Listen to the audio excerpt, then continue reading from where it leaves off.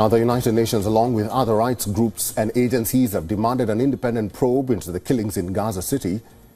More than 100 people were killed and over 760 others injured in Gaza City on Thursday as hundreds crowded lorries carrying aid. The Hamas, which controls the Gaza Strip, has accused Israel of firing at the citizens and civilians scrambling for food. Israel says most of them died in the stampede that followed after its forces fired warning shots. Now, a team of United Nations observers studying the incident in northern Gaza say most of the deceased and injured suffered bullet wounds. Reports and videos of Israeli tanks firing in the direction of the crowd have also surfaced. Several nations have joined the United Nations in demanding a fair probe into this incident. This is not the first massacre reported from Gaza Strip since the beginning of the war. In one of the earliest and deadliest massacres, an explosion at the Al-Ali hospital in Gaza City reportedly killed 471 people. This was in October 17th, just 10 days after the October 7th attack on Israel.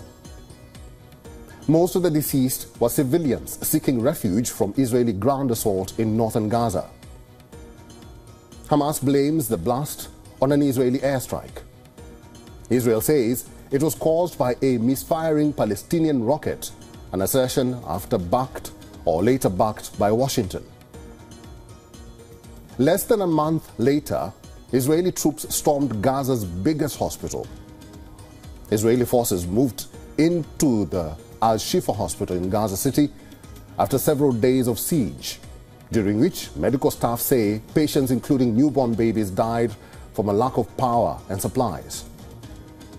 Israelis say the hospital had been used to conceal the underground headquarters for Hamas fighters, which the hospital staff denied.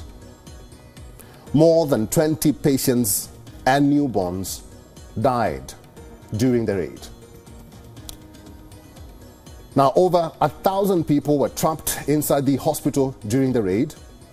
What we know so far, the Israeli army later released pictures and videos from inside the hospital claiming to prove the existence of a Hamas military base.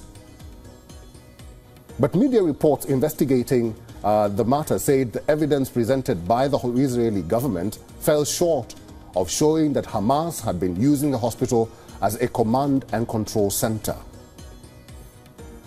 For all the latest news, download the WION app and subscribe to our YouTube channel.